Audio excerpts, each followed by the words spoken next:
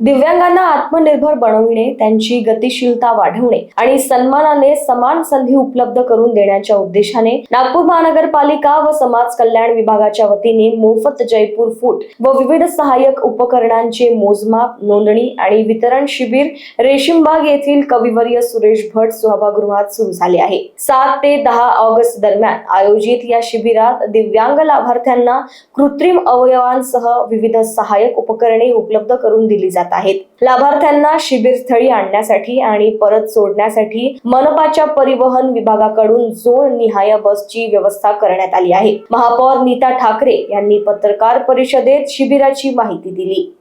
समाज विकास विभाग म्हणजे शासन या दोन्हींच्या माध्यमातून आज या ठिकाणी म्हणजे ही प्रेस आपली आज होत असेल तरी कार्यक्रम काल सुरू झालेला आहे।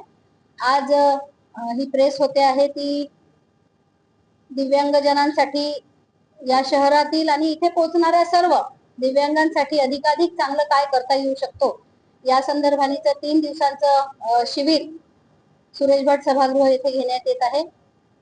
आजच्या या प्रेसला माझ्यासोबत माननीय सत्तापक्ष नेता बाल्याभाऊ बोरकर, आमचे पक्षाचे अध्यक्ष मार्गदर्शक माननीय दयाशंकरजी तिवारी, पठाण मॅडम, मुरगनंजी लाडे मॅडम, महानगरपालिकेचा सर्वच स्टाफ आतापर्यंत पाहणी करताना माननीय कमिशनर साहेबही सोबत होते आणि शासनाचाही स्टाफ।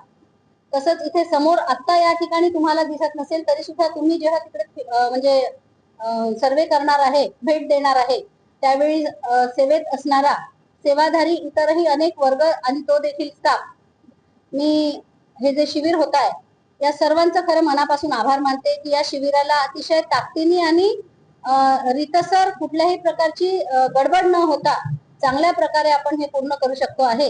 त्यासाठी निश्चितपणे पहिल्यांदा सर्वांचं स्वागत करते।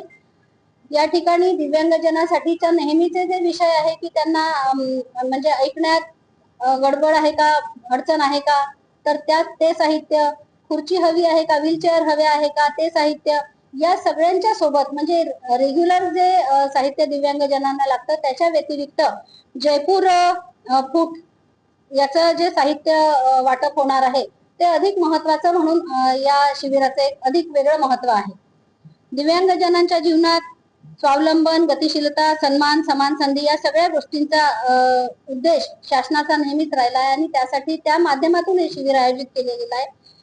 7 तारखेपासून म्हणजे कालपासून 10 तारखेपर्यंत हे शिबिर होणार आहे। माननीय सीएम साहेब देखील या समारोपाला येतील याच ठिकाणी।